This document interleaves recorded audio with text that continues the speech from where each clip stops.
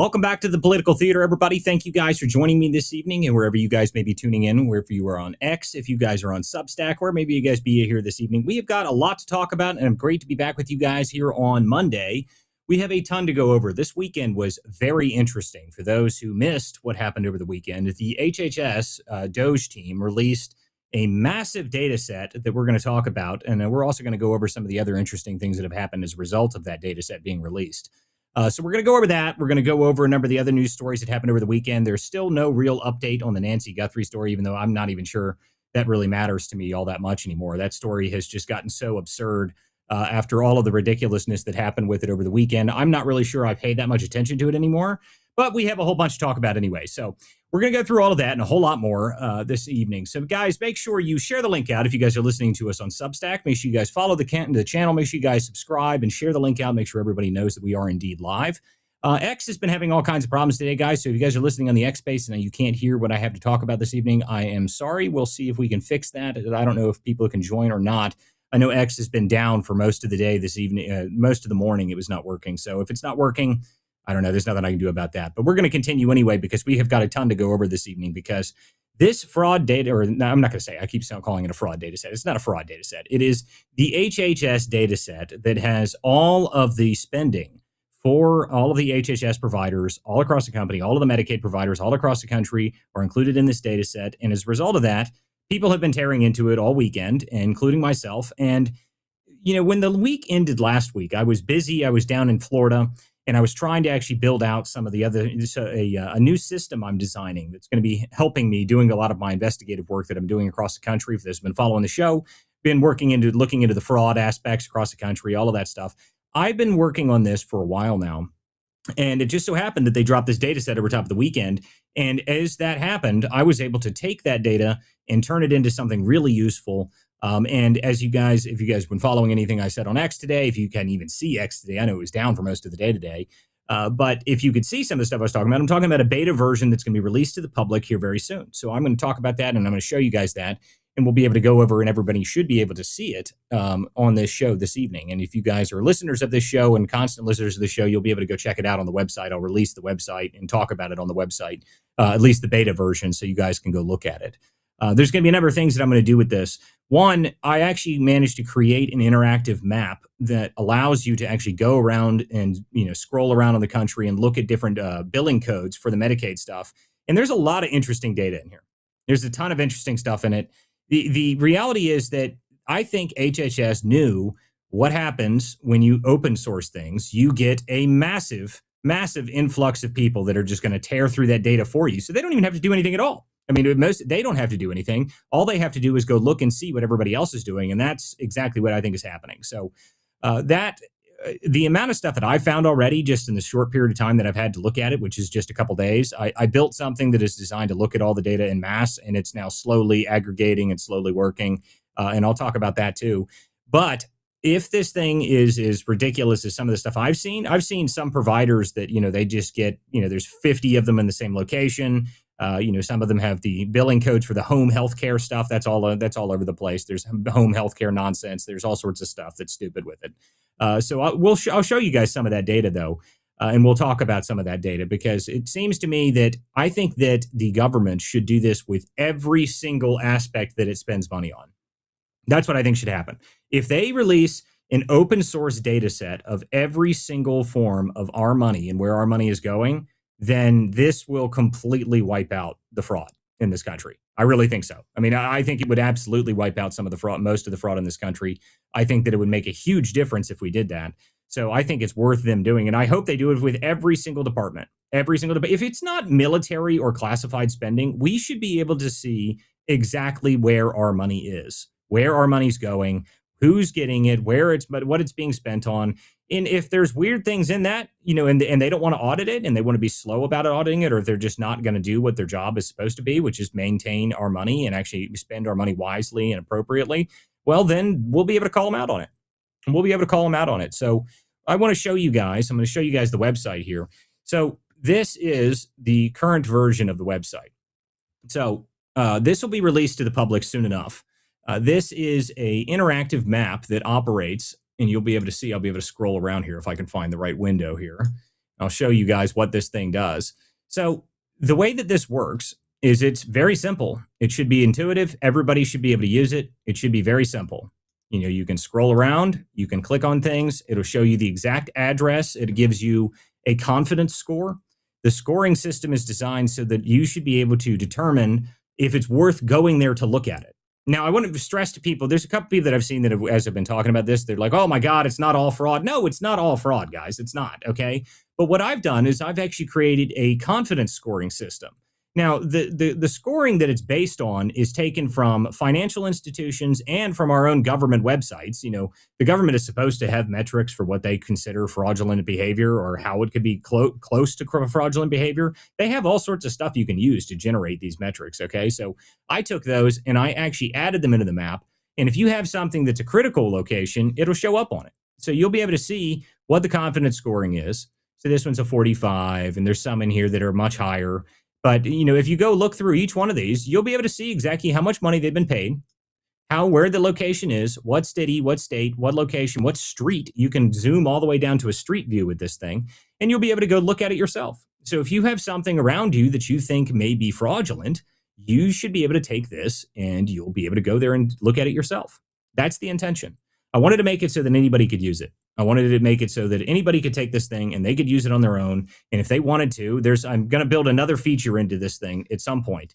I haven't done it yet, but at some point I'm going to have it set up so that you'll be able to go onto these locations. You'll be able to go by state, and you'll be able to put yourself together your own system and your own checklist, essentially, that'll be able to tell you if there's potential fraud in an area. And that's what I wanted to do. I think that was worth doing. So this will be live. I was hoping to have it done today before the show started. That way I could tell everybody about it. Now, but it's not. It's not ready yet. I'm still having some issues with some of the stuff that's not loading on it. And there also is going to be something I'm going to add in there that's going to be, you know, it's not going to be a free feature, but it'll be something that's set up per state. You'll be able to buy a field guide that'll tell you all of the high risk locations per state.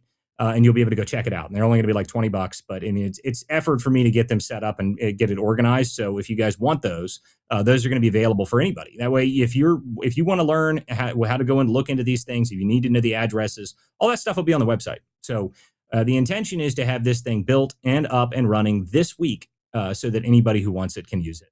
So that should be out and live sometime in the near future, guys. But that's what I wanted to bring up as soon as we started the show, because this HHS data, I hope they do this with everything, but the amount of money that's here, the amount of spending that exists in some of these locations, I've seen places that are billions of dollars and it's a single person. I mean, it doesn't make any sense. Okay, some of the data is ridiculous. New York is terrible. California on the first pass hit every single metric for the top 25. So that was pretty funny to watch. Of course, it's always centralized in the same locations. You know, it's going to be all of the every single one of the blue states and the big blue hubs in each state. Of course, no one should be surprised by that. I wasn't at all. But of course, it is easy to actually be able to say that. But it's another thing to be able to go and actually check it out yourself, which you will be able to do with this system. You will be able to do that. So that's what I wanted to show everybody. I was pretty excited about it getting it up and running today. There's also going to be a new version of my own website that'll be attached to this, so you guys will be able to check that out as well.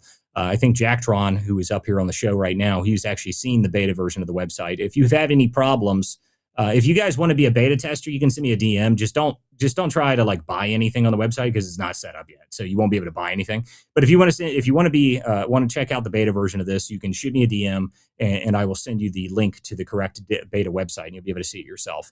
But Jacktron, Angel, how are you two? What's up? Doing good, Walter. How are you? Just trying to set up some of my own systems, but as you know, we've had some RAM problems. Well, the reality is that is the future of all computing now. Everything's going to be more expensive. For anything that has anything useful is going to be expensive now.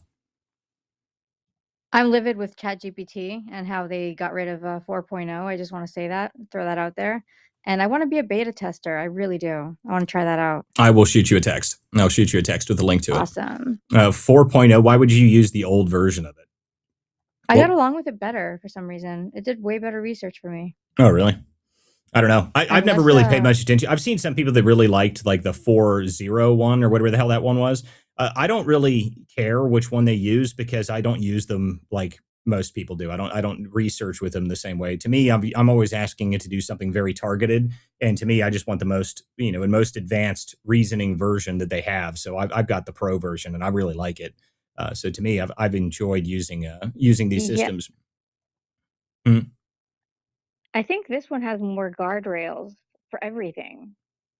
I don't know. I don't run into those problems. I know some people tell me they have guardrails issues with some of the models, like Claude. When Claude first came out, I remember using that one and thinking it was ridiculous because it was so stupid. You couldn't ask it like any political questions whatsoever. It never worked. But I don't have that problem with ChatGPT or with Grok or I don't really use any of the other ones. I'm sure some people do, but I don't. I've only really ever used ChatGPT and Grok. To me, Claude was okay. But the coding system that they came out with on these programs are pretty cool because it allows you to really build something if you've got the mind for it. You can put these things together, and that's how I build a lot of these systems on here. So it's been really helpful. Now I've got some access to my younger brother is an AI engineer, so he's helped me with some of the more complicated problems that I ran into. But it's been great being able to set this up, and I think this is going to change the way that people look at how they use technology. I really do because you'll be able to use these systems and build whatever you want essentially. It's pretty cool. It's pretty cool stuff. But the actual interactive website, which is what I was more interested in telling everybody about, is live. It will be ready for everybody to check it out. If you want to check it out as a beta tester, just shoot me a DM. So anyway, let's talk about some of the other stories that we've had come on. As we go through the data on this HHS stuff, this is only going to get more ridiculous. I mean, obviously, it was, by the way, the data set itself was 227 million rows of data. It is enormous. I think they just said, here you go. That's everything. Just take it. There's other stories that we're going to go over here. So as this stuff continues to work out, I'll tell everybody as I get the live website up, and you guys will be able to check it out. And then we'll continue to this stuff is going to be part of my investigation that I'm doing around the country. I'll be adding these in. It's not just, I mean, I call it the Somali fraud investigation, obviously, because it's easier to do that. But there's all sorts of other, government waste programs that we can look into that has nothing to do with Somalis. The Somalis just happen to be the dumbest and the easiest to look into. So there's a lot more than just them. So anyway, Jacktron, go ahead. Well, if we want to talk about a little bit about fraud, but Nick Shirley just came up with a story. I think it was also first reported by NBC that in Orange County, California, there was a dog that was registered to vote and actually voted in 2 elections. Yeah, we talked about that on the show. Actually, we've talked about that on the show a couple times. Yeah, that's an old story, and it's true. I mean, listen, I got a friend of mine who lives in California, and he told me that he asked for a mail-in ballot for Joe Blow, and he got it like in the mail like 2 weeks later. I mean, there's no checks whatsoever. I mean, California, like I said, I was just there. It's baked in. It's baked into everything. I mean, every part of the state has it, and they essentially. I won't say legal, but I will say it's hard to call it fraud if that's the intention. Like I don't even know what you call it. I mean, it's institutionalized fraud, really. I mean, it's the laws are written so that fraud is designed to happen no matter how you do it. It's really, really strange. I mean, the amount of information that I got while I was out in California was crazy. I wrote an article about it, and I have a huge data set that I got from California while I was there because I was annoyed that I couldn't get access to the procurement data. So I ripped that and pulled that and put that on my database, and I'll be able to pull that. Maybe at some point I'll be able to add by state data to this interactive map. We'll see. I don't know. It's a lot of work to be able to get some of these things working. So we'll see if I actually manage to get that far. But as of right now, I do have that data, and I'll be able to pull through it at some point. So I'm going to continue working on California. California is going to take a lot of time to be able to do that right. But I think the next place I'm probably going to check it out is Michigan. Michigan's closer to me, but not only that, I think Dearborn is an interesting place. And there's a state senator there in Dearborn, or in Michigan, rather, that's been talking about how he wants the feds to review some of the stuff he's been seeing. So I'm going to go check that out in the near future. So I want to go up to Michigan. Funny enough, there actually is. I see Quality Leering Center has joined us this evening. There is a Quality Leering Center in Michigan, actually. It is now. I think they do spell it correctly. But the interesting thing is that this place offers virtual daycare. That's right, virtual daycare. I'm not sure how virtual daycare works, but they offer it. So, virtual daycare is available at the Quality Learning Center, Leering Center in Michigan. Now, I don't know if that's a service that the Quality Learning Center in Minnesota operates, but they do offer it at the one in Michigan. So I'm going to go check that place out because it looked absolutely hilarious. I have to see this sign that what virtual daycare is. I'm very curious. What does that mean? Do you just like put up a Zoom camera in your living room and then that's the person watching your kids? I don't I don't understand. So anyway, go ahead, Angel. Go ahead, Jack. Tron. Either if you want to say something. Yeah, you virtually learn something new every day. What's That's wrong right. with that? That's right. Just be careful over there, man. Like, I don't think they like Catholics that much in Dearborn. I'm not too worried about it. Stay I think safe. I'll be okay. The reality is I'm not too worried about going into the dangerous places of the world. I lived a much different life before I started doing this stuff, guys. I'm not too worried about that sort of stuff anyway. But I mean, you did go to Skid Row, so yeah. yeah, I mean that's Oh yeah, Skid Row. Skid Row is the south side of my city on an everyday basis, so I'm not really too worried about all that stuff. But anyway, let's see here. Quality Leering Center, you came up and joined us. What's up, buddy? Freaking love you guys. Miss you, Walter. You're my boy. What's happening, man? I heard about virtual learning. Hell yeah. We've been up to it. We've been doing it for a while. Ultra profitable. It's really just an Excel sheet. You go down A, B, C, D, all the way down through. Just creating virtual people and charging the government. We love to do it. That makes sense. Now that's a good way to do it. That way you don't even have to do anything at all.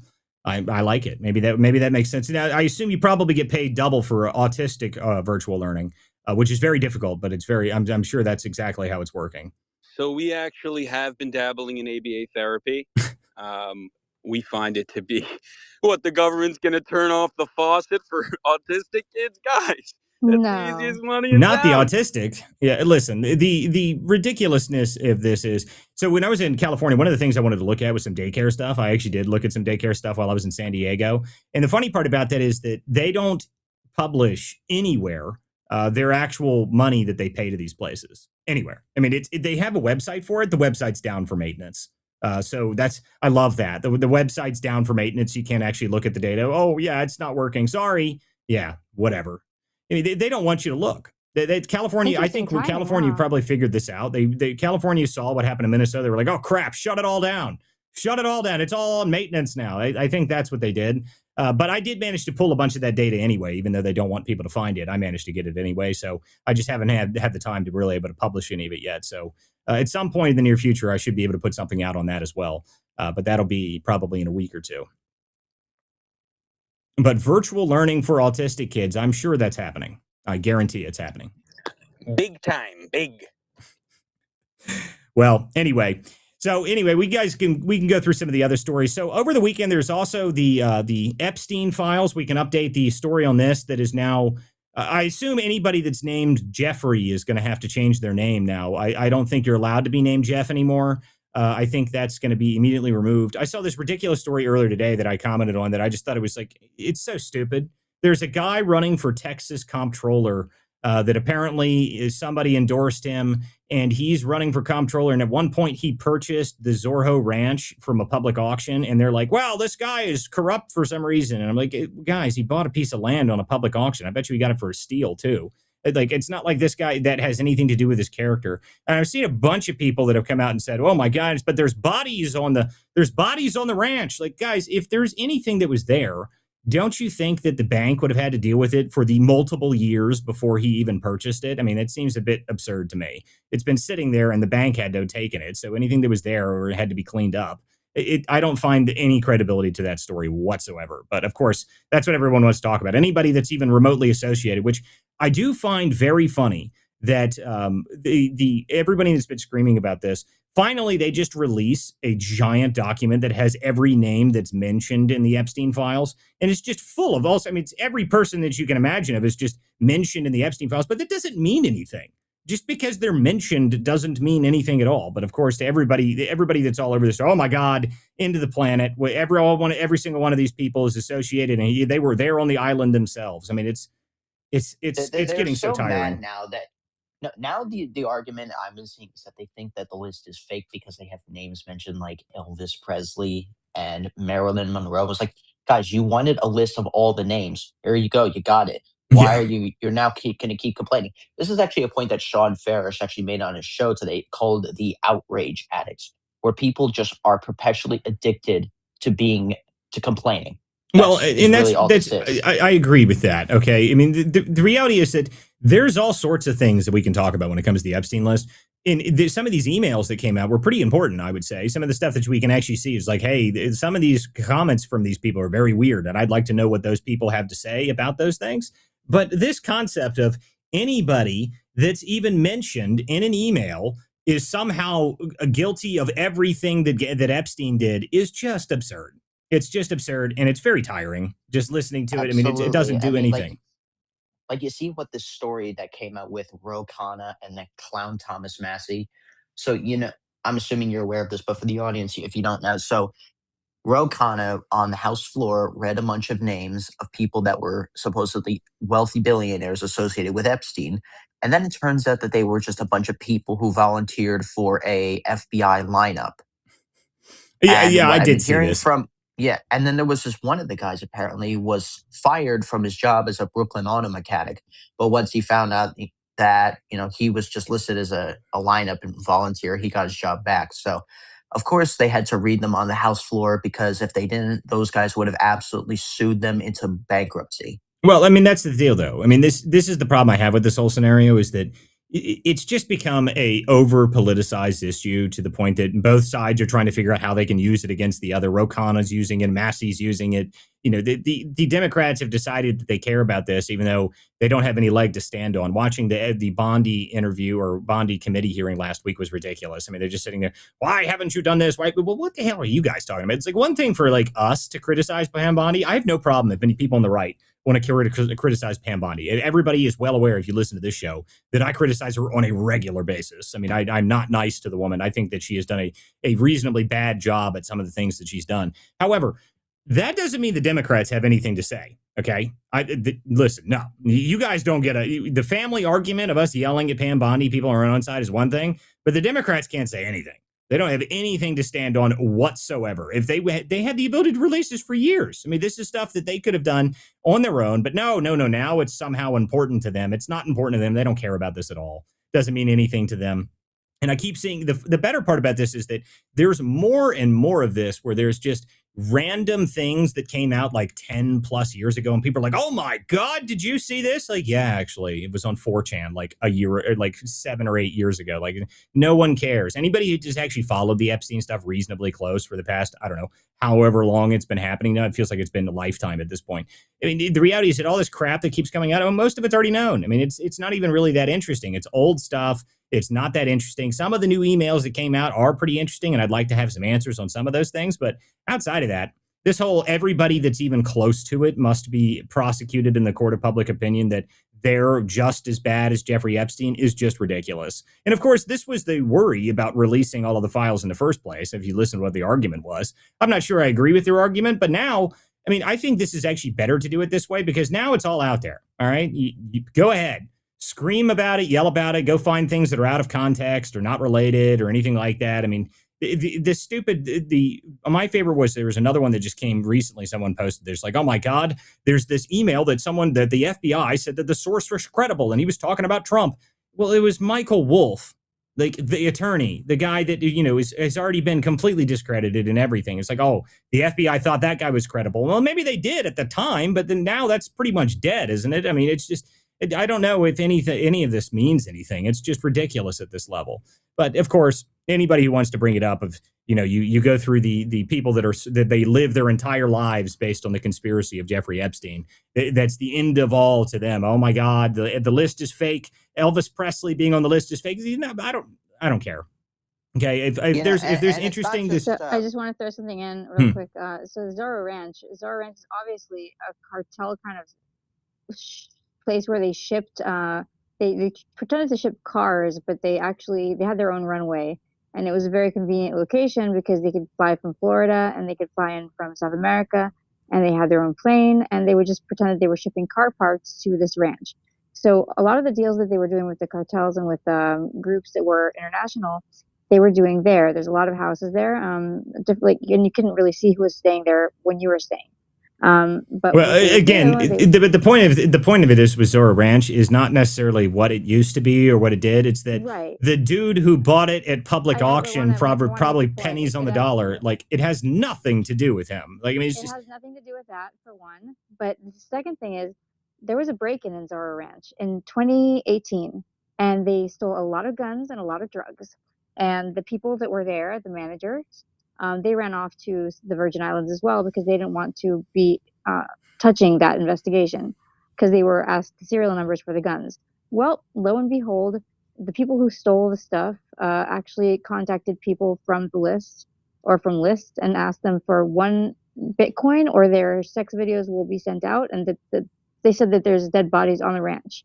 And that's where they get this information from. Oh, so from somebody that was blackmailing somebody. That's even better. Like, it's Wow, like, this is the problem I have with a lot of this stuff. Is like, you don't know what information is credible in it at all, because it seems to me that everybody has now used this to their political benefit for like ever now. I mean, it's anybody that was even remotely associated with this is even there was the new one that came out. They're trying to claim that Usted took a bunch of money from Les Wexner. It was like, Les Wexner, everybody that knows anything about the Epstein case, everybody has known who this guy is for the past, I don't know, 10 years, and nothing's happened to him. Okay. Nothing has happened to that guy at all. But like political candidates on both sides have taken money from this guy. Lots of it. I mean, he apparently just gives money to every politician that exists. So if there was some sort of damaging aspect to that, I just don't buy it, guys. This guy is walking completely free. I don't know if he is guilty or not, but at this point, every politician that exists in the planet apparently has taken money from Les Wexner or his wife. So it's ridiculous to me. But this story is, again, what I've said for a while now is it's just Groundhog Day. Someone finds something, they post it, it goes reasonably viral, and everyone goes, "Oh my God!" and then nothing happens, and there's nothing that's changed. So, but anyway, that was the update on the Epstein case. I think it's hysterical that they just released the giant, massive file that has every name that exists on it. Because I'm assuming now that, I mean, what do you do now? I mean, there you go. Here's a list. So you've got a list. So I'm not really sure. Saying that it's like I said before. Now they're saying, "Oh, this isn't the real list. Give us the real list." Like, well, this is the problem with all these investigations or these internet investigations. There's always something else. There must be more. There must be more. There, of course. Listen, the people that really buy into this, what they believe is that one day a magical list is going to arrive from the heavens, and it's going to have a list of all of the crimes that everybody that they don't like has done. And then all of those people are magically going to get imprisoned by it. I mean, guys, if you believe that, I feel bad for you. Like, I mean, the level of delusion that takes to believe is astounding. I mean, it really is. If you believe that one day there's going to be a documented file that has all of the lists of all of the most powerful people in the world on it, and they're all going to go to prison because it's going to have exactly what they did, how they did it, with videotapes attached, Jesus. You're living in a whole other world. That is not happening, people. That is not happening. You can pretend it's going to happen. It is not going to happen. If this was what I think this was at this point, and honestly, after the most recent release, I'm almost 100% sure at this point, this was obviously an intelligence operation, very obviously an intelligence operation. And then when it got burned, anybody, and I mean anybody that was related or even close to knowing and understanding what was happening, they killed those people super fast. Like, every person that is important to this investigation is super dead, like very, very dead. There was a file in here that was talking about some guy that was down in Mexico, and there was a CIA person that assassinated somebody that was attached to some Carlos? sort of, I don't know, no, his name is Kenneth or something. So they assassinated somebody that was involved in a case. This was a really crazy email to read. But the reality is, I looked into that guy, super dead, definitely dead. Super, super dead. Like, they killed the hell out of that guy. So again, they also killed Kenneth Starr. Yeah, well, I don't know who Kenneth Starr is, but my point. This is what my point is. My point is very simple. Anybody that knows anything that was actually able to really expose this is definitely dead, and they killed them a long time ago. So, not really. Like, again, if there's ever going to be something that really exposes this to a further degree than what we already have, I'm going to be very surprised. To me, I think this is just proof that this was a high level intelligence operation that's not going to be resolved, because all of the real information on it is with people that they already killed 10 years ago. So anyway, we can move on from this. So that's the Epstein update. Actually, there's one other thing, Walter. Okay, what's up? Bring up, if it's okay with you. Yeah, what's up? Sorry, I didn't mean to cut you off there. But this the Hyatt Hotel's executive chairman has resigned from his position over his Epstein files. And if you know anything about him, he is the cousin of J.B. Pritzker. So I think it's definitely worth considering what connections the Pritzker family had to Epstein. Yeah, Tom Pritzker. Maybe. I mean, listen, he's resigned because of, how was he implicated? What was the details behind that? He was one of the boys. Yeah, but that doesn't answer the question. I'm saying, well, how was he implicated? Like, what did he do specifically within it?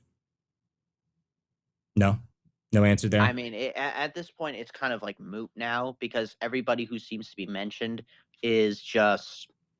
Well, this is what my point is. Okay, like, did this guy actually do anything, or did he just get fired? Because he got with the girls. Yeah, but they don't. Is there proof of that? Is what my point is. We keep saying stuff it's called hearsay. So I don't. Yeah, well, that's again, hearsay is not meaningful. Okay, like the point is which is what I've said the whole time. Okay, a random email saying something between somebody else and them is not prosecutable evidence or evidence that's even really worth mentioning. But it doesn't matter. And this is what the whole problem with this release is. It doesn't. Listen, it doesn't matter if these people come out and they say all this stuff. But apparently now, what the reaction really is that anybody that's even sort of associated with this goes to, like, they get thrown in the wood chipper of the public opinion, and there's nothing you can do about that. So sucks for that. Exactly. That's why I wrote that article called "The Epstein Files: Salem 2.0." It's on my page if you want to take a look at it. Yeah, I'll check it out at some point because that sounds pretty accurate. But anyway, so we don't need to talk about this anymore because obviously this is just never going to go away. I'm sure in like 4 days there'll be another super viral version of this that somebody has connected something else. It really is becoming like the video of Charlie from Always Sunny in Philadelphia with all the red strings. Like it is to that level at this point. I know it's been like that for a while, but I think it's like way worse now. But anyway, so we'll move on from the Epstein story, the Epstein saga that never ends, the Groundhog Day, because that's just never ending. It's just absolutely never ending.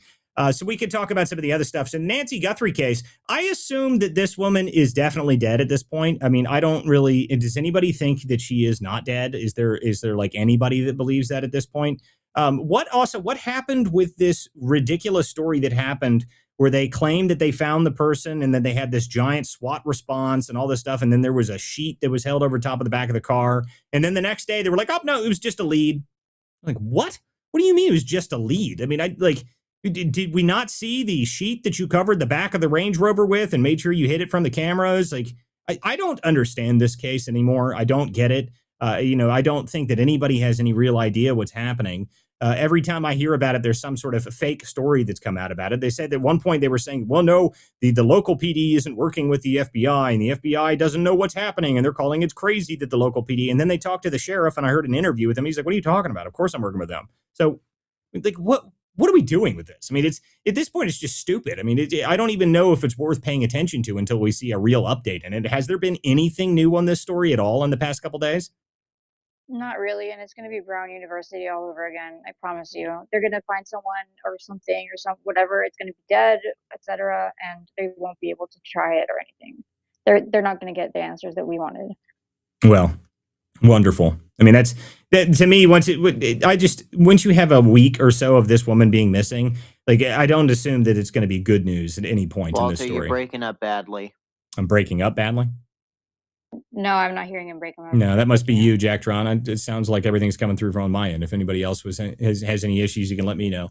But anyway, guys, so yeah, I don't think that there's any updates on this story. I don't think they're going to be able to find anything new until there's some sort of major break. I don't know what to say about it because I hope that the news has finally moved on. I've been busy all weekend, so I haven't really been focused on the news all weekend, but outside of that, I don't really know if there's worth talking about the Nancy Guthrie story until something real happens, because I assume Nancy is probably dead, that there's no real answers on it. And it's been over 2 weeks now. So, I don't think that there's any real update at all there. Go ahead, Angel. Sorry, I'm picking out. There was a little hot moment where everyone was saying that she was critical of Trump, so Trump did it, which I thought was great. That's hysterical. That's as close as we got.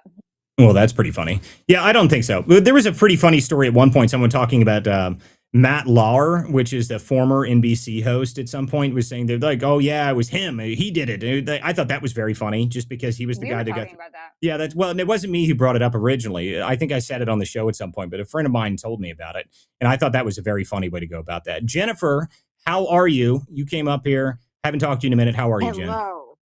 Hey, Walter. How's it going? Doing just fine. Listen, you don't have to bring in the conspiracy angle. Vanna's Guthrie, first of all, her ratings were in the toilet, right? Then She goes out for vocal cord surgery, and the ratings of the Today Show sustain, if not do better. And the next thing we know, the mother's missing. Then we find out that her husband is like the fixer for the DNC, and the father worked with the Clintons, and we're not allowed to ask questions here because didn't she disappear on the day that the Epstein files dropped? Yeah, well, that's actually, I did hear somebody talking about that. Like the timing of why this story became so huge in the news, like it was pretty strange how it was just happened to be all at the same time that all the other stuff that was happening. Because I swear, I was in Florida when this story was continuing to play, and on cable television, which I don't watch anymore and don't ever really pay attention. The ridiculous thing about that was I literally for 4 straight hours of cable television, all I did is look up and it's like the gloves.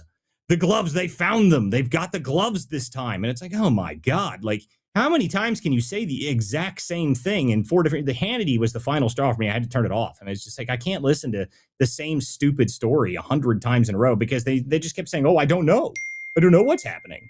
Well, this is what got me, and I haven't verified this story, so someone feel free if you want to go verify this story. But the story I heard was like back in the 70s or something, that the Guthrie family actually like had something similar to this happen where someone went missing, but it was an elaborate joke, right? And I heard, God, I need to go back and research that, because if that's true, right, that this is not the family's first experience with like a high, like, missing person of like high notoriety, like something is going on here. And it, like, how do you find the black glove on the side of the road when you already had the search teams go in the week or two prior, and now all of a sudden there's a black glove?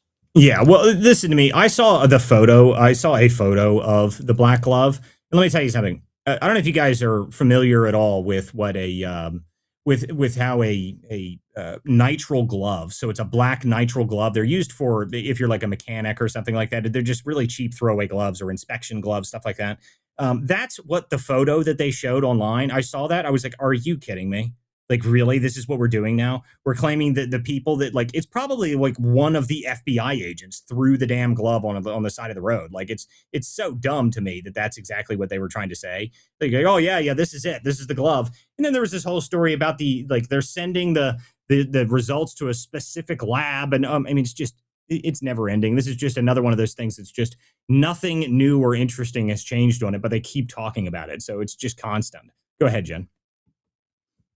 Well, and listen, not in conspiracy land, but I saw another video where, so this one of the neighbors keeps doing interviews, right? And on his finger, if you look in the video where he's being interviewed by the local news, he has a very like distinct ring on his finger, very distinct. It has like a almost like a circle raised top, right? It's like flat and it's circle and it has a raised top. And then you go and you look at the video from the Ring doorbell camera, and if you look at the guy's glove, it has a very distinct ring underneath the glove that looks suspiciously like the neighbor who keeps doing interviews.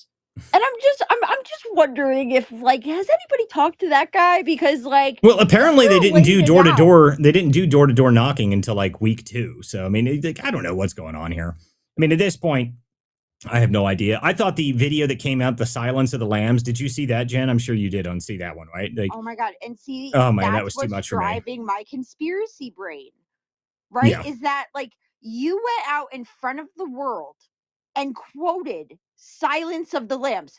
Simultaneously, do you guys remember when Donald Trump was on the campaign trail in 2020 and he kept bringing up randomly Hannibal Lecter? Hannibal Lecter's a good guy. Oh, that Hannibal Lecter. Why the hell is she out there quoting Silence of the Lambs? And I'm not supposed to be a conspiracy theorist when your husband was the fixer for the DNC? Like, what is going on here? Well, there was also By the way, someone. I think you mean Woody Guthrie. Woody Guthrie was a communist singer from Oklahoma, and he ran a flop house for like 8 years or something. You know, it's actually also kind of funny because the guy who played Buffalo Bill actually just came out recently and said that he apologizes for playing Buffalo Bill and that, like, no, he was not really like a gay man. He was just a man with, he was a straight guy with a lot of problems. What A now? straight guy I'm with sorry. gay Like, hold on here. tendencies. I'm so confused by everything that was just said. I've got to figure out what the hell you guys are talking. Buffalo Bill, the guy who played Buffalo. You guys know Buffalo Bill was a real like Western character, and he was actually a real person that like existed, right? It was a very Correct. famous show in like the mid 1800s. What are you Did he have talking? gay tendencies, Walter? I don't know if he had gay tendencies. I know he had a guy that he drug around in a cage that he claimed was from Africa, and he claimed he was like some sort of strange species from Africa. I read all about that. Well, That was Buffalo hysterical. Bill is not actually based on that Buffalo Bill. He's What on what Taylor. what Buffalo Bill? I don't even understand where we got to Buffalo Bill. That's why I'm confused here. What the hell are you guys Well, talking we about? were talking about we were talking about Silence Silence of of the the Lambs, but no, it's not that Buffalo Bill. The Buffalo Bill from Silence of the Lambs is based on Ed Gein, who wore women's clothes, and so the guy who plays Buffalo Bill apologized, saying like, no, he's not a gay man, and I don't think he's really trans. I think he's just like he's just an auto kind of feel like is essentially. He didn't say that word. But Oh well, I mean, basically what he was even saying. like so the idea is, I understand now. So the intention is to trying to defend men who wear women's clothing. Well, just on that same note, there is another guy who wears women clothing just shot up a hockey rink just the other day. So I mean, apparently, this is just that just happened. Actually, I'm just looking through some of his posts. He's been retweeting people like Marjorie Taylor Greene and Thomas Massey, James O'Keefe, Alex Jones. That's good. But yeah, actors are now apologizing for acting as something else. So apparently, actors, you all owe us an apology for not being who you were in the movie. What? Well, I kind of like see it, right? Because there are certain actors that no matter what role they play, there's a specific role that I will always see that actor, right? And when I watch the other movie, I'm like, oh, it's that actor. Like, it's that movie character from that movie. Does that make sense what I just said or no? Yeah, like yeah, that makes sense. No, that makes sense. Well, anyway, so that was the whole strange bit about this, and to me, the whole concept. Like, I guess I didn't understand where the Buffalo Bill reference came from. Maybe I haven't seen Silence of the Lambs in a long time, so I don't even know what the hell you're talking about there. Because I don't really care. But it just, to me, that was just ridiculous seeing that side by side of her literally reading the same script, which is obviously what has driven part of the part of the conspiracy aspect of this. So anyway. So Nancy Guthrie, I guess, is gone, and no one's ever going to find her. I did hear this was probably the craziest thing that came out was when the sheriff was asked about it. He said it could be weeks, months, even years. I was like, what? Holy crap, that is bad news. What do you mean years? So you're just going to hang out there forever? I did see someone post a hysterical video of that. This case isn't going to be solved until Nancy Grace is out front of there with a white folding table, just sitting out outside of her house. Like, I thought that would have been that was pretty good. I did enjoy that. Years though. How many years does she have left? What the hell? That's what I'm saying. Isn't she like 85 or something? Like, I mean, I don't know. At this point, I don't think anybody has any idea what's happening with that case, and it's just pointless to continuously wait for them to try and figure it out. So there's zero updates on that other major story. So anything else from that specific thing, or can we move on to another topic now? Let's move.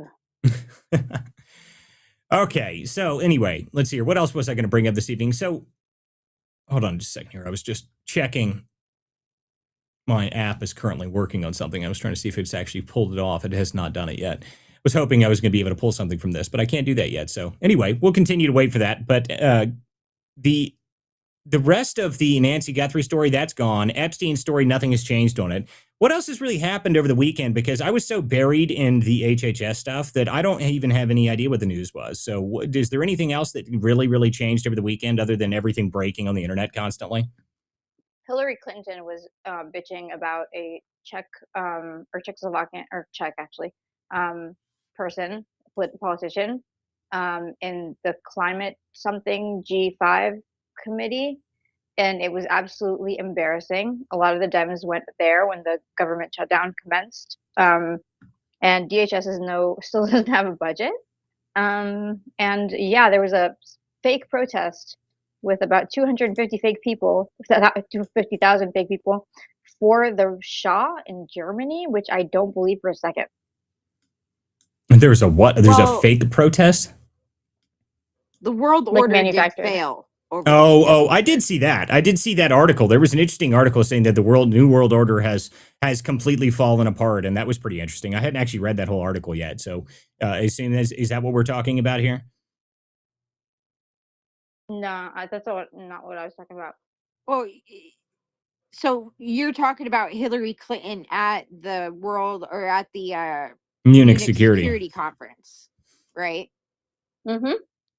So at the Munich Security Conference, they announced that the post 1942 world order has failed, and that was part of like what Hillary Clinton was like doing there. Oh, Well, she was okay. also talking trash to European leaders and making a big giant fool out of herself and saying that people now have to worry about bigger things than their two genders because someone was like, I'm not falling for your little gender bender thing. And she was like, people have bigger things to worry about than their two genders, blah, blah, blah. Like she just started getting really disgusting. Well, and she also started bragging that under Bill Clinton that ICE removed more people than President Trump. So I immediately tweeted at our wonderful president Donald J. Trump that we need to hurry up and up the ICE arrests because we have a record to break. Okay, Hillary Clinton set the bar, President Trump, and now she's saying you need to break the record. So, like, let's ramp up the ICE raids. Thank you. Absolutely good. Well, here's part of the problem with their stupid statistics on that, and this is the same issue when you run into like Obama was the deporter in chief, which anybody who listens to this show knows very well that I've explained many times that Obama was not the deporter in chief. What he did is change the definition of how deportations worked. That's why it actually looked like he had higher numbers. He did not have higher numbers. That is not true. That is just completely fake. But the reality is that Clinton, he can claim all the weather that he wants, but Clinton's also the one who started the gutting of interior enforcement.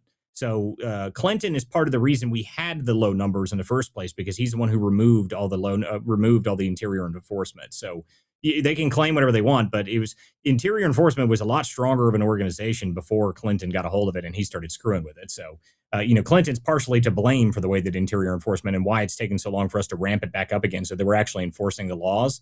That's entirely because of Clinton. So I guess he started. I can't say it's entirely because it's been multiple administrations, but he did start it. So that's very funny that they say that sort of thing. But everybody keeps talking about the deportation numbers as if they're low, and they're not low. Like they're not. Okay, the interior enforcement numbers are fantastic, but better than the interior enforcement is obviously the self-deportation number, which is far, far higher.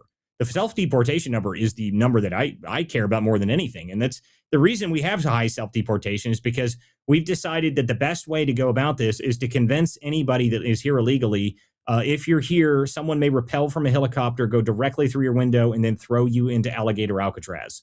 Yeah, I mean, that's the correct attitude. That's what we want. I mean, if you get thrown into an alligator pit, if you're here illegally, then maybe you want to leave and you'll just leave on your own. Now, I think we can up that. I think we can fix this. I'm still going to pitch my idea of us using a cruise ship. I think cruises are the optimal way to deport people because they can be one way, and they can, how much is an all-inclusive cruise these days? Like $300? I mean, just use that. I mean, just put them all on a boat, send them all down there.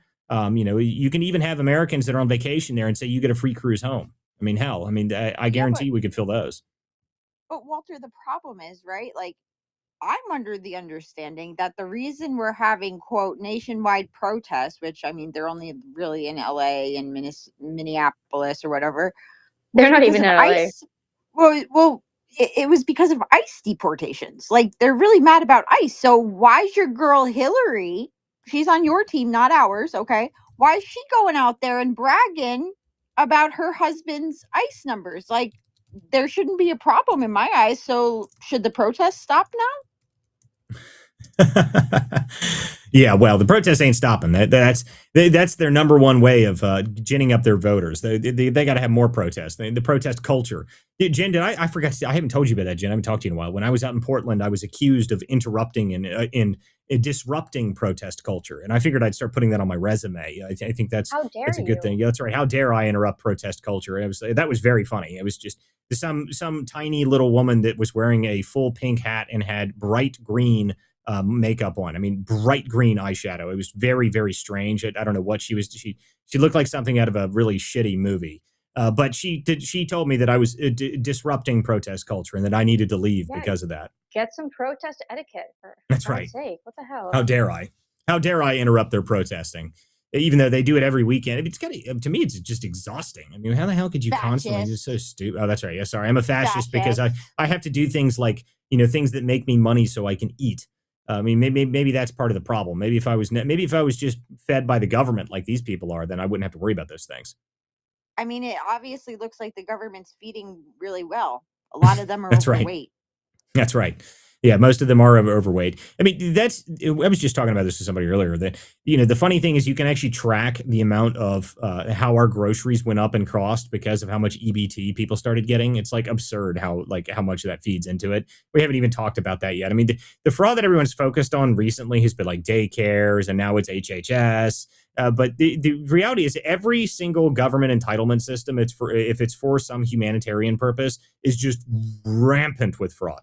Just rampant with fraud. I hope we really circle back around. We were talking about EBT and SNAP fraud back at the government shutdown because apparently we were worried that, oh my Lord, if the EBT gets shut off, then children will starve. It's like, listen to me.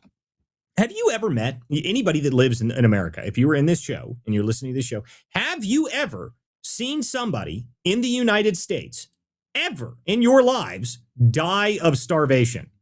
Like, does that even happen? Is there a single case of that anytime recently in the past 30, 50 years? I don't know. I mean, just when's the last documented case of a person in America dying of starvation? I'm just genuinely curious because everybody that I see that goes to these freaking EBT cards, they're buying Dunkin' Donuts. They're buying, the fudge rolls. I mean, just think, what the hell are we talking about here? I've never seen in a skinny person purchasing their food with EBT in my entire life. I mean, I've never seen it. I haven't seen anyone die of starvation, but I have seen them be frozen in New York City under the new mayor. Well, I mean, that's just the problem is the meth people and the alcoholics, they don't eat. So when they die of their meth and their alcoholism, I think they might, categorize that as starvation.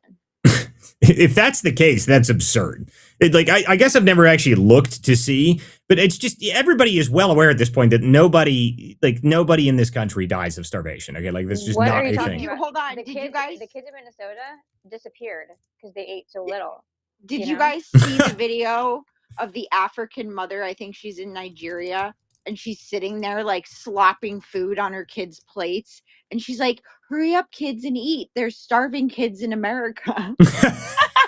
Oh, wow. Oh, that's amazing. I have not seen that. That's fantastic. I would love to see that. I haven't seen that either. It's such a great video, and she just talks about how like we're taught that Africa is like a bunch of mud huts running around with no food with starving kids, but in reality, like they have houses, they have food, and it's the American kids that are worse off than the African kids. And Jen, you gotta send me that video.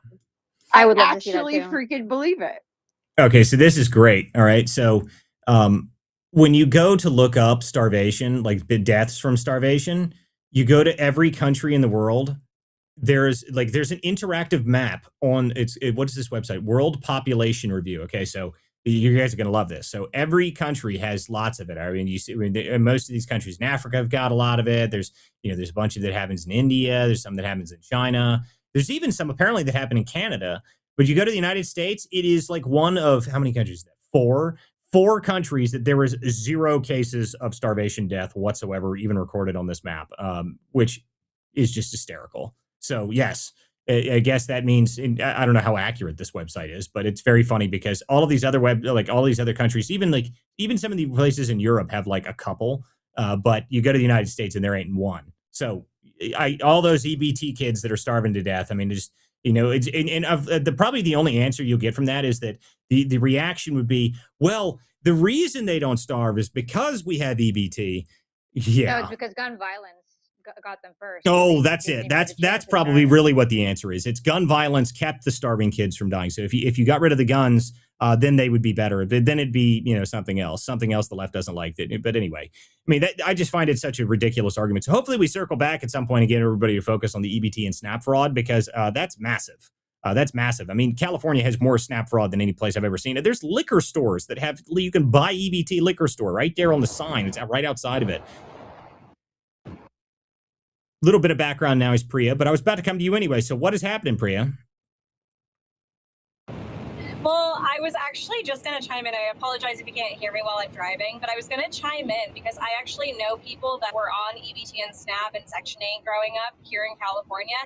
And a lot of the times, a lot of these drug addicts would actually sell their SNAP and their EBT for like pennies on the dollar so that they could actually get cash for drugs instead of actually utilizing that to buy food.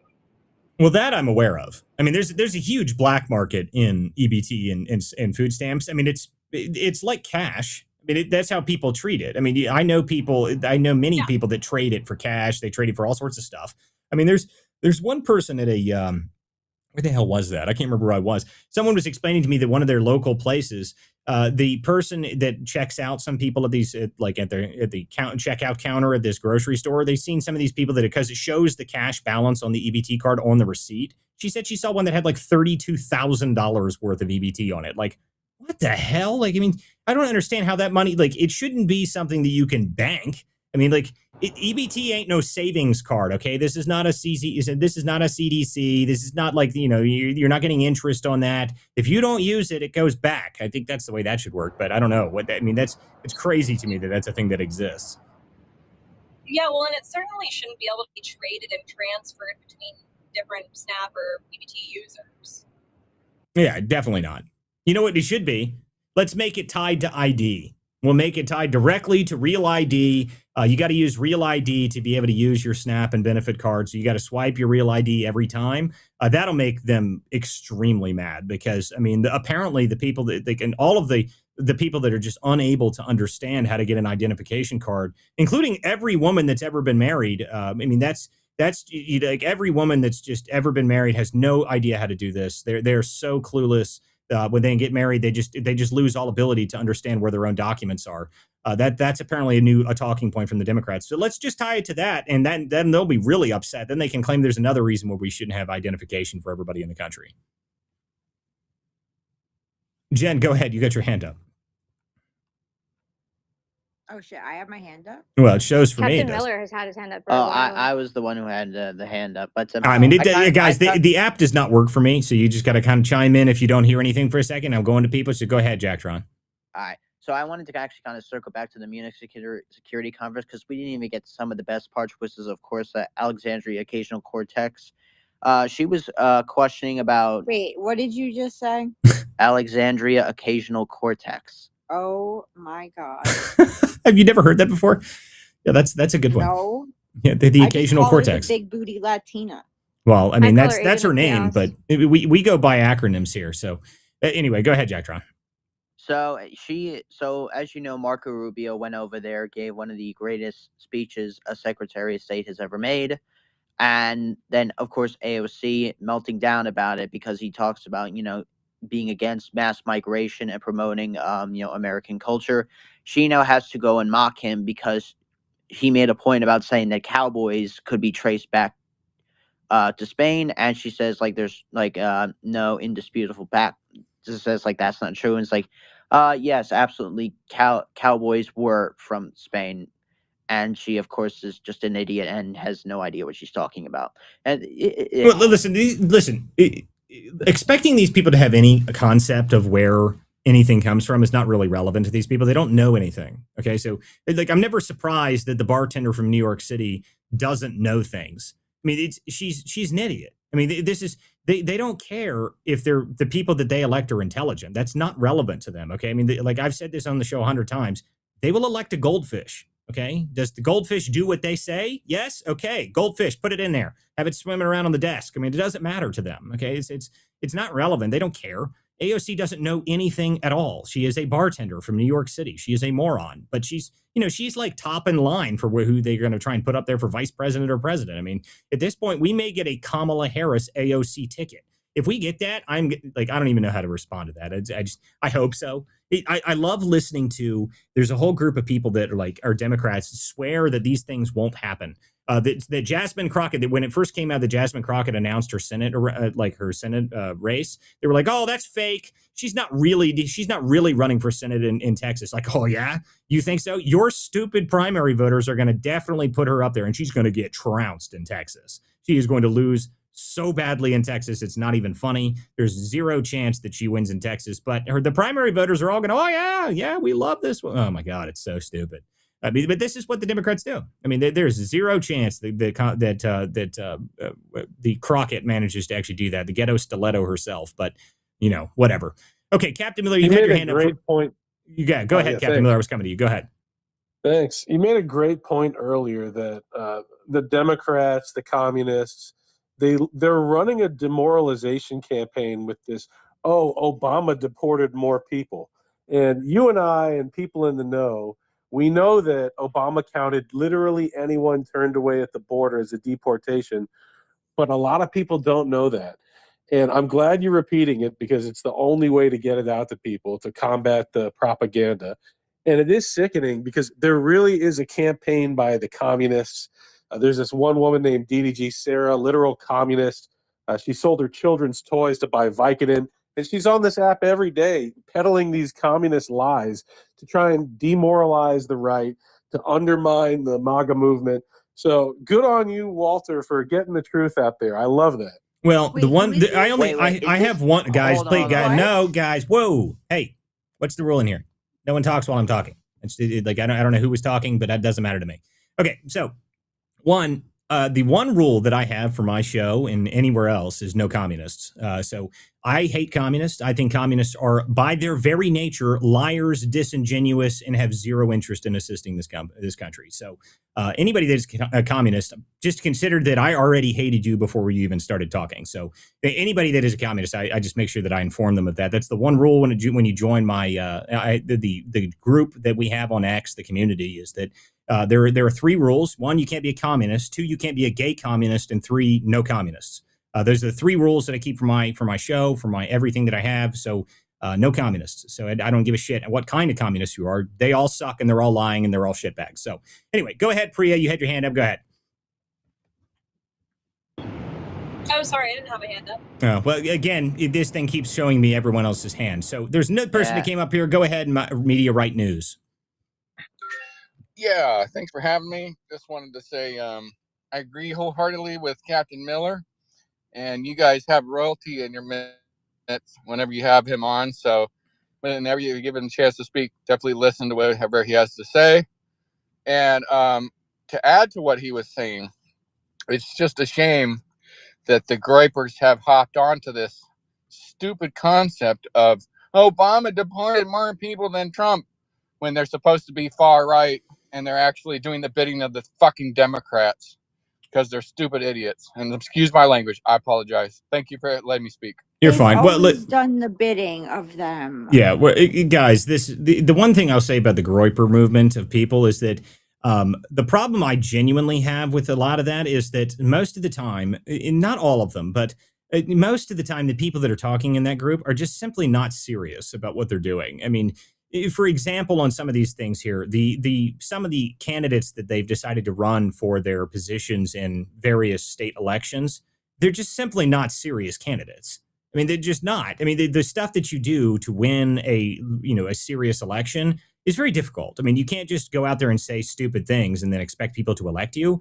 The idea that you can do that and then you're going to put a bunch of memes on social media that may be able to actually do that for you is just not true. It's just not true. So looks like I just lost connection, guys. I don't know if I'm still here on the show or not. No, we can hear you. Yeah, Fishback and Casey Push. It's a shame that Casey Push couldn't just be normal, because I would love not to have an Indian be the governor of Ohio. But Casey Push just could not keep it together.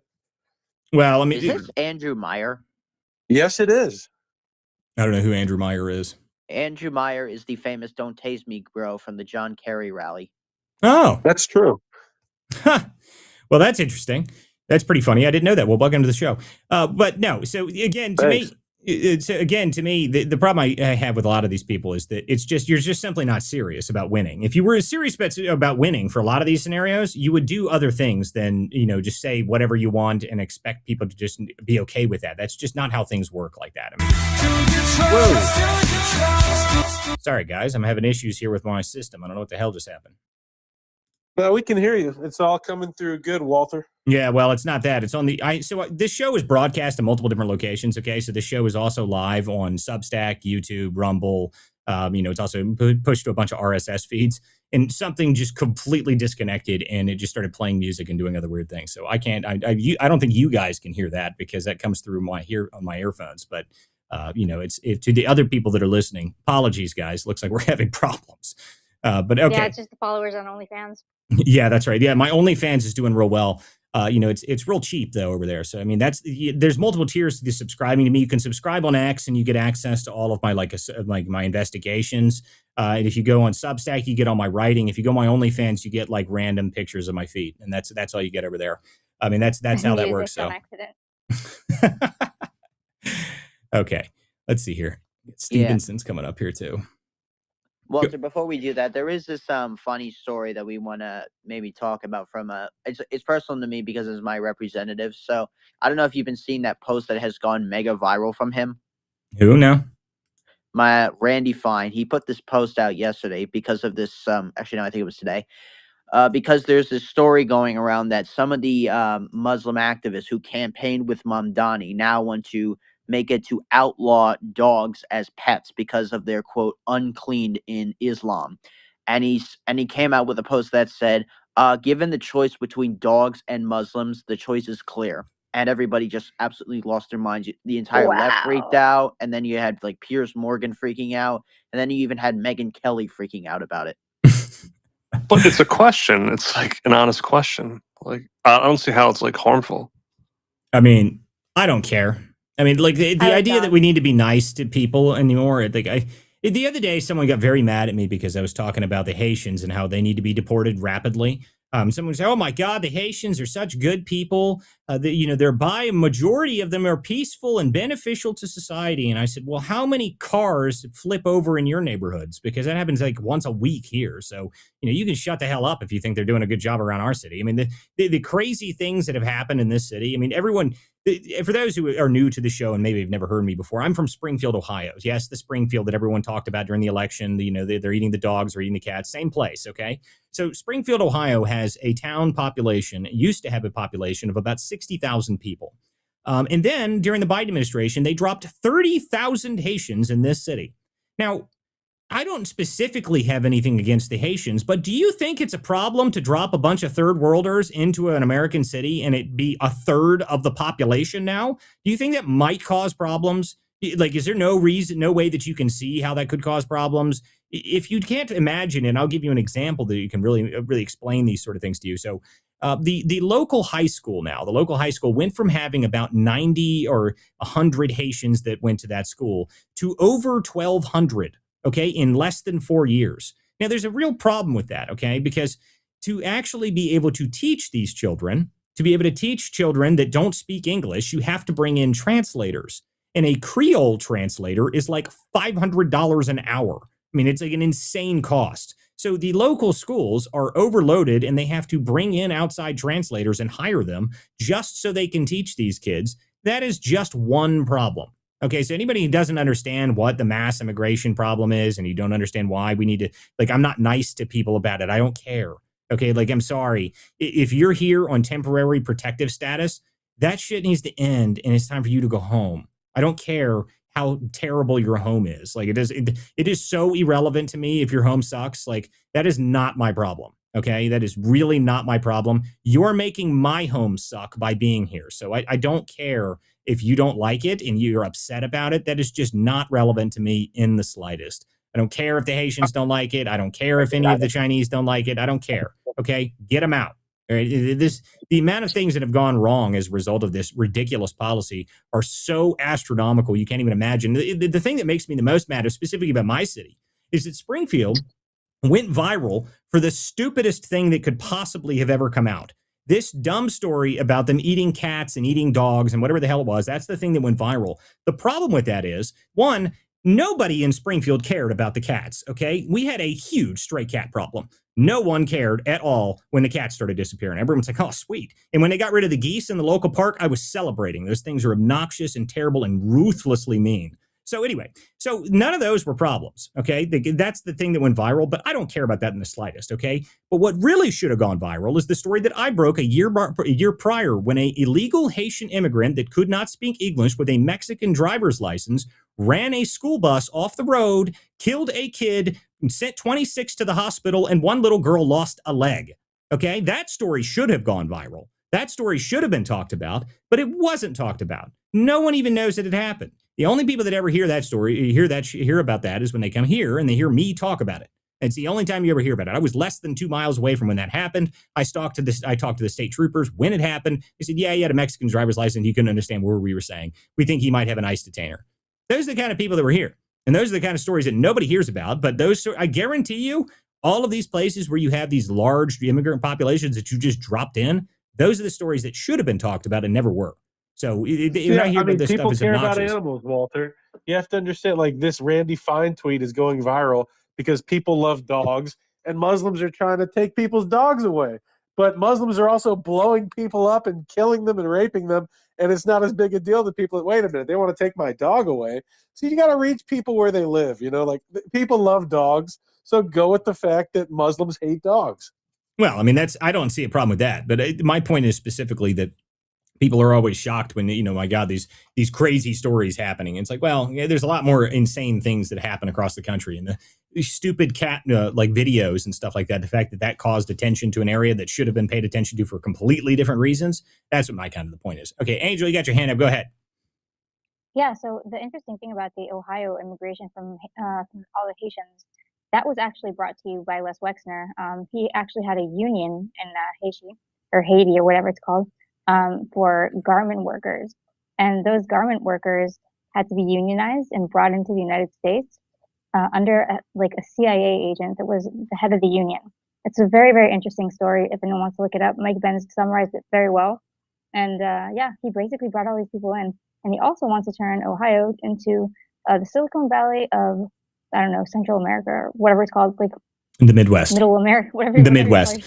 Listen, the idea that the Silicon Valley is going to come to the Midwest has been talked about for a while, and the real reason for that, it's not some sort of conspiracy. It's because they realized, and this is actually partially AOC's doing, that why would we build and set up our headquarters in these ridiculously overpriced cities when we could buy the land, build the entire facility, and pay the people that work there a fraction of the same cost? And just have the same people. Like, what's the purpose?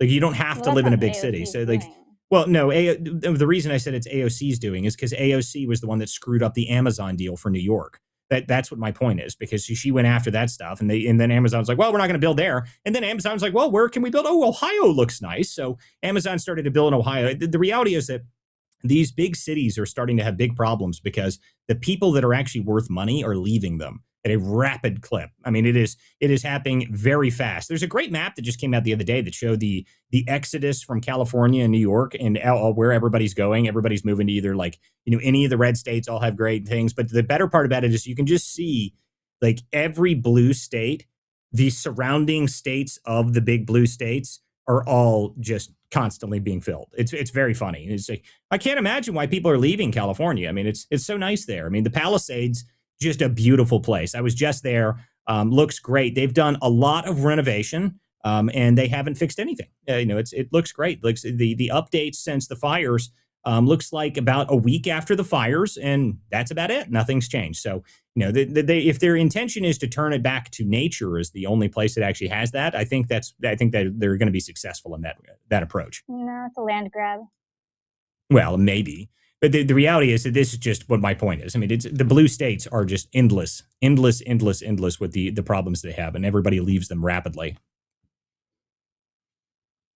Okay, see, I've got other people. Guys, if you'd like to join the show, you can come up here and join us yourselves. You're more than welcome to come up here and talk and chime in yourself. We went over the opening of the show. We were talking about the new HHS data set that was released, and I've got more information that's going to come out on that. So we'll continue with that. Go ahead, Captain Miller. You just put your hand up. Thank you. Walter, I heard you say earlier that you hate communists. Yes. And a little more information on that communist I was talking about, DDG Sarah. Not only did she sell her children's toys to buy Vicodin and do other unseemly things in front of her children, but she's a literal traitor. Dude, can you get a grip? Dude, it's been a year and you're still talking about the woman, dude. Holy. Jordan, why are you interrupting me, sir? Well, here's the problem. Jordan, I'm talking about a communist. Why are you defending hold a on, communist, guys. Jordan? Whoa. Okay, so listen to me. Here's the one thing, all right? My general comment on communists is very, very specific. I hate all communists. But that does not mean that you can come up onto our show and come up in here and you can talk on my show and just sit there and bash somebody who is not present. I don't do that. Okay, that is not how this is. Obama here? Is Joe Biden here? Can we talk about communists or no? Hey, listen to me, dude. Shut the fuck up. All right.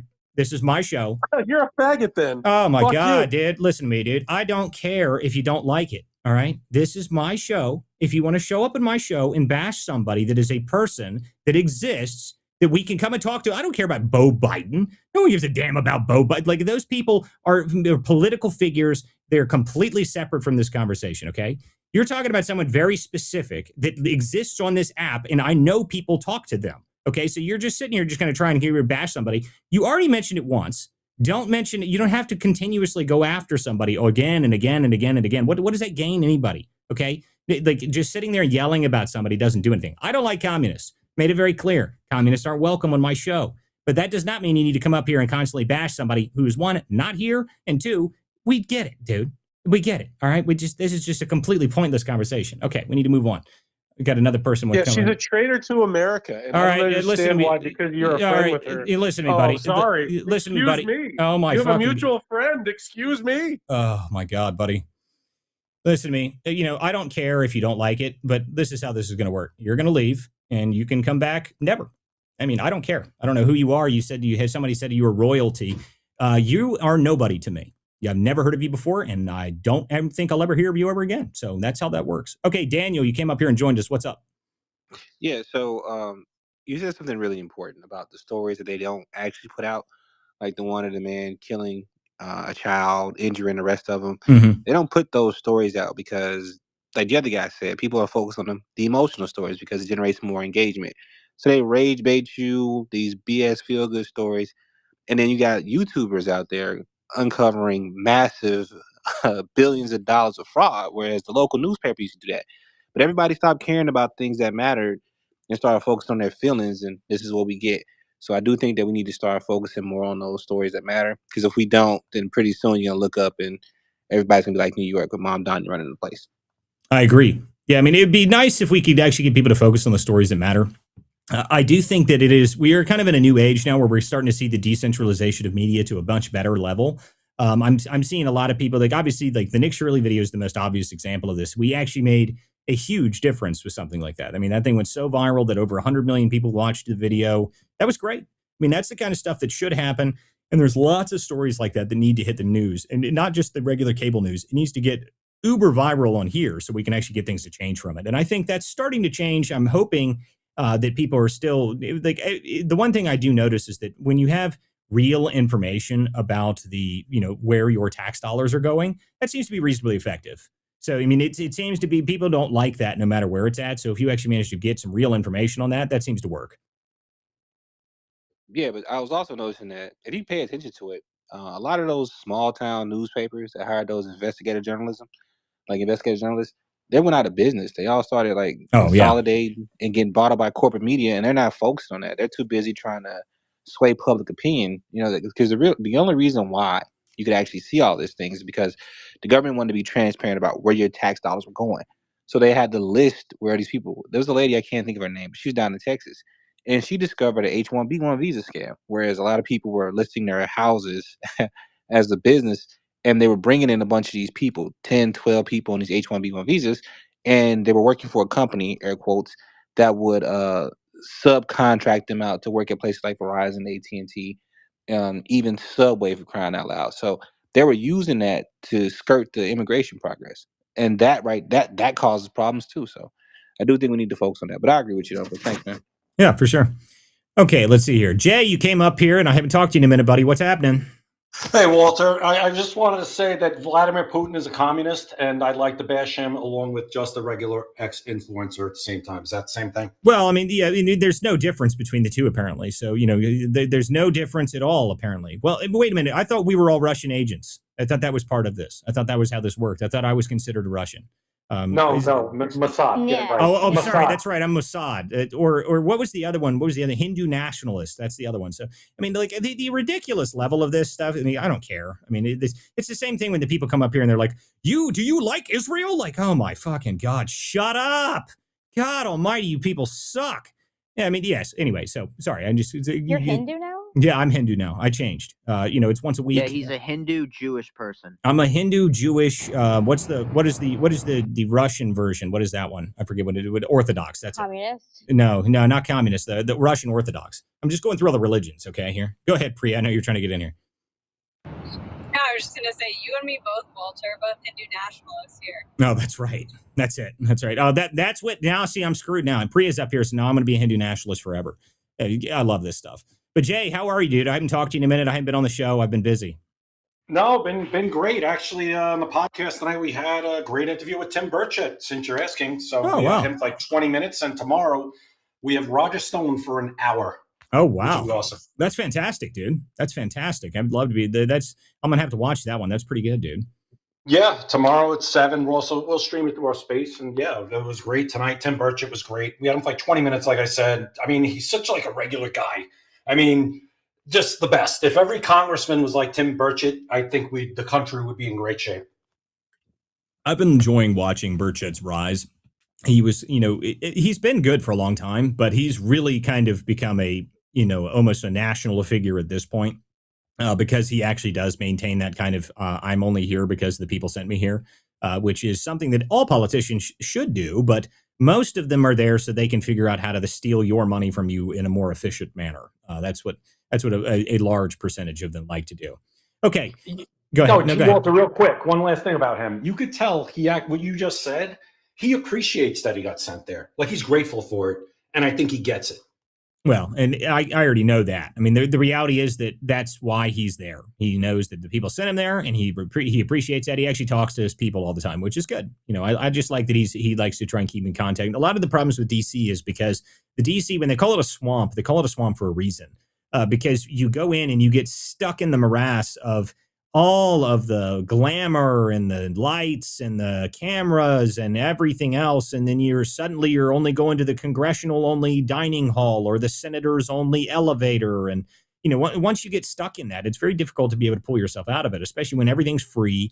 You don't ever do anything every time. I mean, it's the unspoken rule in DC, by the way, guys. Lunch is always 2 hours and it's always on someone else's dime. That's how it normally works in DC. So, I mean, that's a very common thing. It's not like when you go to lunch with your buddies where everyone splits up the check. No, so someone just has that thing and you don't even have to pay any attention to it. That's how politicians live their lives. And that's how a lot of them get stuck in this scenario where they're always beholden to lobbyists and not paying any real attention to what's going on around them. Okay. Moon High, you came up here. You were new on the show. How are you? Hey, what's up? Thanks for having me up. I'm doing good. Just got home from work a little bit ago. But I wanted to ask you, do you remember Ben Swan? I think his name was. He did like the reality check. I can't even remember what year that was. That he did that, or got really popular from that. That was probably Ron Paul era, like 2012 maybe. Mm-hmm. I don't know if you remember him. I mean, it sounds familiar to me, but I don't know why. What's up about it? He was kind of like he got viral. Because he was doing that like deep checking into like things that people really didn't pay much attention to, kind of like what Nick Shirley did. He was kind of like the first Nick Shirley on like, I don't think X was still, Twitter at this point, but I think more independent journalists like that, like Nick Shirley and Ben Swan, people that actually really want to look into the facts of things. I would love to see NBC, all these news stations just gone. Well, I think it will get to that point, but it will. I mean, the reality is that these things are dying. They're propped up. No one watches these things anymore. Okay. Like, I mean, I'll tell you, I know that they have some viewers on these things, but they're getting less and less every single year. They're getting less and less and less and less. Podcast has risen all the way up. But even then, podcast now is there's so many podcasts that podcasts have kind of died off. Now, I think the one thing that's really never going to go away, though, is this style of show, which is essentially a call-in. I don't think that call-ins are ever going to go away because the reality is that this, to me, is the reason I like doing this show is because being able to talk to people is the greatest thing to be able to keep yourself grounded. Be able to talk to anybody. Anybody can come up here and say anything they want. And I'll hear them out and I'll be willing to respond to it, whatever it is. That right there is something that you don't get when you're a national TV host. I mean, you're a national TV host and you go up there and your producer has written your show and you sit down and then you read off the teleprompter and you get up and you walk away. Oh, I did a great show. Like, well, cool. No one cares anymore. I mean, that stuff is just going away slowly but surely. Those things are going to die out. Podcasts themselves are obviously have already really, they get way more views. But even then, clips now are even better than that. So, a single clip, 15 million people can see that clip in a day. I mean, that sort of stuff is far more viral and far more effective. And I think that's the reality of it. The days of real big cable news stuff is slowly going to die, especially as the next generation of old people die. When the old boomers are no longer watching television and it's just people sitting on their phones in their nursing homes, then I don't think cable news is going to do too well. Yeah, I agree with you, and I can't wait. I think we're all ready for that. Yeah, well, the problem is that the geriatrics are still in Congress as we speak. So, until we get those people out and then the next generation of people that'll be super old and they'll still be kind of boomerish, it's going to be, we got an uphill fight before then. Okay. Do you guys think that age cap would solve that issue? Or what now? Age cap on how when you reach a certain age, you can't serve anymore or have term limits. Do you think that would actually help anything? Well, I think it would. But the problem is with that is that Congress will never vote to reduce its own power. And you're never going to be in a scenario where there is more young people in Congress than there are old people in Congress. So the idea that the older members of Congress, you don't even have to talk about the ones that are in their geriatric 80-year-old ones that the Mitch McConnells that are being wheeled around in wheelchairs. You don't even have to talk about those people. You can just talk about just the people that are in their early 60s or, things like that. If they think, well, I'm going to be healthy forever, those people aren't going to vote for it either. Okay. So it's just unlikely. That's why I think a better position would be have a supreme leader, a dictator that Look, I know you're going to call me I want crazy, a king, damn it. I want a king. Well, we screwed up. We should have kept a king. Look, somebody that can make all the decisions, and if you don't like him, then it's one guy to kill. It's not a lot of people, It's one guy. This is an excellent conversation. I love this idea. We just need to have a dictator, so that way when he screws up, we can just kill that guy, and then it's all better. I mean, this is the greatest, how we rise into authoritarianism. It's well, it just seems easier. I mean, that's what other countries do. Every time they want to get rid of their leadership, they just kill everybody and then they start over. And it's, it's a much better system. We'll just move to that. Free shit.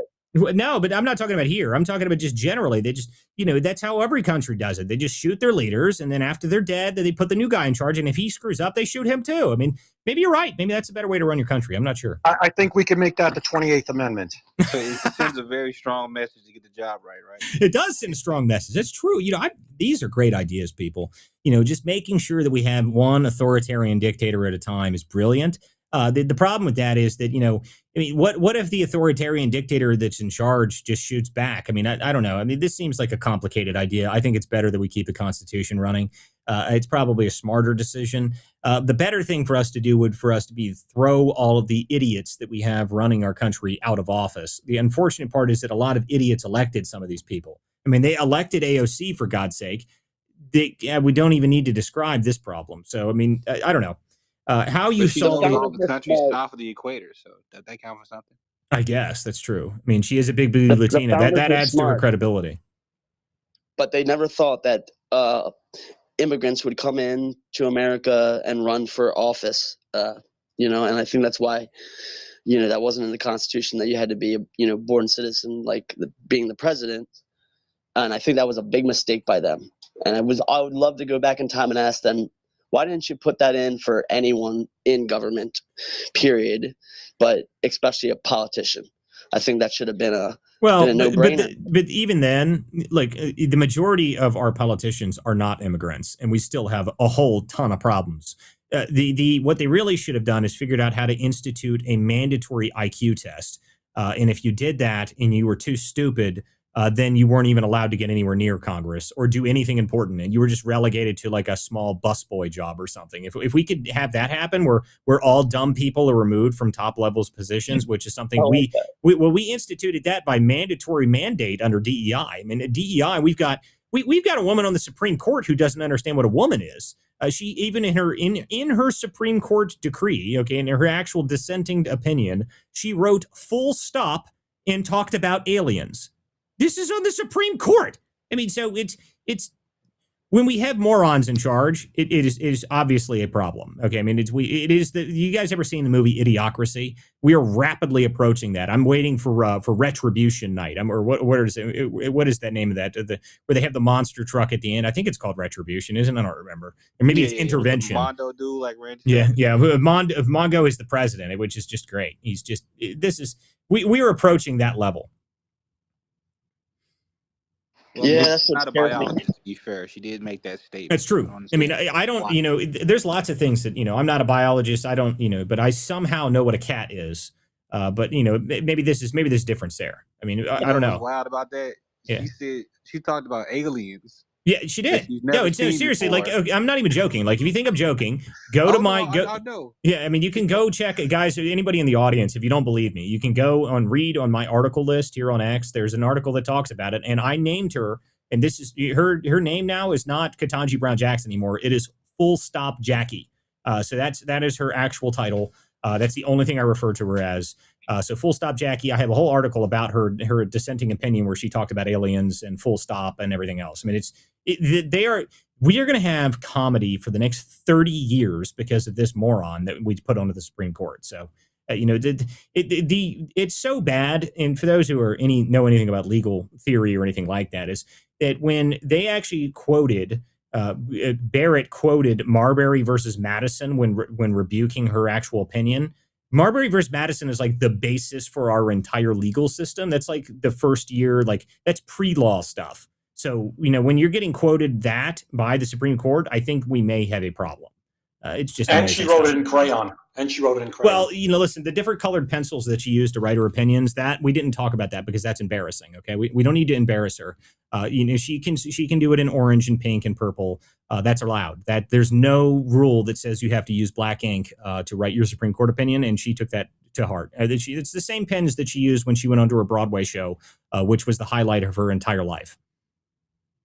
What do you do about these judges? Like all these judges just out of line on a lot of things. Like, what would you do? What can you do? I mean, it's kind of insane that they have that much power. Well, to a federal level. I agree with you. And the reality is that the Supreme Court stupidly left a loophole open. Okay, so they ruled on the nationwide injunctions already. But they left a loophole in it, and the loophole essentially is if you create a class action lawsuit, which is like a group of people formed together to form a class action. They left that open because they assumed, well, I mean, that makes it a lot more difficult. They won't do that. And what did they do? Within a day of that ruling happening from the Supreme Court, there was now 25 class action lawsuits against the president in making sure that they can continue the nationwide injunction. So the reality is that what should happen is the Supreme Court should go back and rein in the district courts, actually rein them in. But the problem is that what's really happening is all these places aren't even making it to the Supreme Court. They're not even going to the Supreme Court, really. They're just getting overruled. The only thing the Democrats are doing is constantly delay. Now, what I think needs to happen is the Supreme Court needs to have some sort of ruling so that when a higher level court makes a decision, that they can't just overrule the higher court's decision by having a different district court in a different district rule on the exact same case in a different scenario. I mean, that's the fact that keeps happening is ridiculous. That's not how our judicial system is supposed to work. A higher court already said it is legal, and then a district court saying it is now illegal. That is stupid. I mean, that's just stupid. It doesn't make any sense how that's working. It's constantly going back up to the courts. There should be something done about that in terms of getting these judges out. I don't know how you get out some of these judges because they live in districts that will never impeach them. being able to get rid of these people, I think you actually have to reorganize some of the courts. And I think the only real way they can be done is by the Supreme Court actually taking a real reign on these people. But I don't know. It's The difficult only to other even way say I that. can think of is that you actually have to get Congress to pass some new laws saying that they can't issue nationwide injunctions. Well, I mean, getting Congress to do anything would be amazing, but Congress sucks. So we established this, that most people that are in Congress leave their brain when they're elected. So that's part of the problem. So, all right, Daniel, if you have your hand up, go ahead. Nope. Oh, my bad. I was trying to do an emoji. I'm sorry. I didn't know. Oh, no, it's the app for me. Every time I look over and I just see if somebody's got their hand up because I can barely see the screen anyway. All right. So anyway, guys, I don't know if we have any specific other news. Do you guys have anything else? Do you guys need to cover anything else we missed? Do we want to talk about Obama saying aliens are real? Oh my God, did he really? Yes, he did, and then he walked it back. Listen, Obama has a lot of problems. His husband hates him. He's a communist. I don't know. Okay, I don't know what to say about Obama. He came out the other day and he was saying that he was another one of these people claiming that women were too stupid to be able to figure out how to manage their own documents for their marriage certificates. I love that that's their argument. It's so stupid to me. It's like it makes zero sense whatsoever. They just had to come up with anything that they could to make sure that people didn't talk about voter ID. I did see that, but no, I don't really pay a whole lot of attention to Obama because he started being active again once his surrogate, the dead Joe Biden, was left office. But the reality is that Obama, he's got enough problems on his plate. I think that I'm not too worried about his opinion on aliens because, I mean, who cares? I mean, his husband is terrible anyway. So maybe we could go back to the video, or what was it, last week or the week before, where they had the video of the monkeys that they appeared as, and everyone was losing their minds as if that was the end of the planet. That was very funny. I liked the Power Rangers sequel to that. Did you guys see that one? That one was great. That was fantastic. That one was great. Yeah, the Power Rangers sequel to the Obama monkey video was fantastic. I recommend everybody go and check that out. All right, guys. I don't think we have anything else. We're just kind of going around the circle here. So I think we're going to go ahead and end for this evening. Now, I want to make sure everyone remembers that at some point in the next 24 hours or so, the website map that has all of the interactive HHS data will be live. And if you guys want access to the beta one, you want to be beta testers, just shoot me a DM and I'll let you guys into the website. But outside of that, guys, we will see you guys tomorrow night. I'm finally back in Ohio, and I'm going to be here for at least a week this time. So I will be going to the State of the Union next week. So that's the only thing that's going to be happening in terms of travel. But for the show will continue as progress as scheduled for now. So tomorrow night, 9 p.m., we'll be back here. Guys, make sure you follow all of my hosts and speakers up here on the stage. I've got great people up here. There's good people up here that are worth following. Jordan Daly, my co-host, Jay Gatling, and my other co-host here. Both of them are great people. They've got good shows of their own. Make sure you follow Priya and Daniel and any of the other people up here, Jack Tron, Angel, Moonlight, Moon High. Follow all these people. These are good people. I just have a little quick question for you. Go ahead. So in my town, I live in Maryland. There's really starting to be a push for Section 8 housing, like massive. And I'm trying to figure out, like, how can I find out who's behind this, who's pushing this in my county? Like, what people would I have to look at? Do you know that? Yeah, I would be able to help you with that. But just shoot me a DM, dude. That's not something I'm going to cover because that'll take me 20 minutes to be able to cover. Shoot me a DM and I'll be able to help you out with that. But all right, guys, we will see you guys next time on the Political Theater. I appreciate everyone who showed up to the show. If you guys want to support the show, always you can subscribe right here on X. If you want to subscribe here on X, that is the only place that you get access to the behind the scenes on the investigation works that I'm doing across the country. And if you guys want to support the written version of the show, and there's other things that happen on WCDispatch.com, that's great. And obviously there'll be some new features that are going to be live on there soon. So we will see you guys tomorrow night, 9 p.m. for more of the Political Theater. Appreciate you guys showing up, and we'll see you guys next time. Thanks, guys.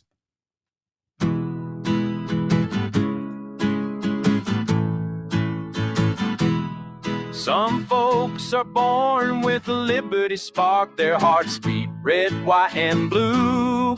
When the anchors sneer and the cameras bark, they turn the lens right back at you. Truth bound, ain't for sale, ain't for sale. We're not the party line sons, no, it ain't for sale, ain't for sale. We're the vigilant ones, so...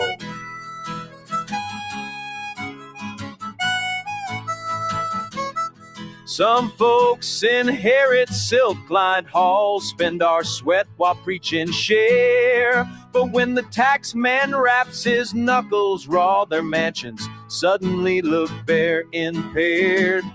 ain't for sale, ain't for sale. We're not their banker raised hares, no, ain't for sale, ain't for sale. We're the vigilant ones, so.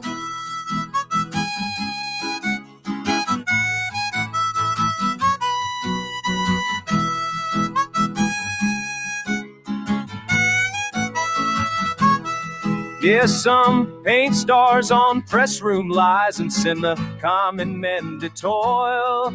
Ask them, how much truth will you trade tonight? They mutter, more noise, more noise, more noise.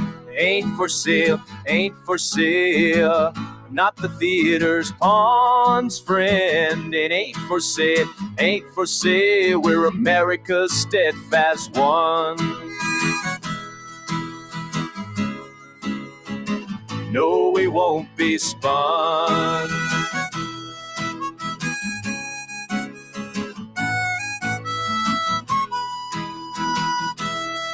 America's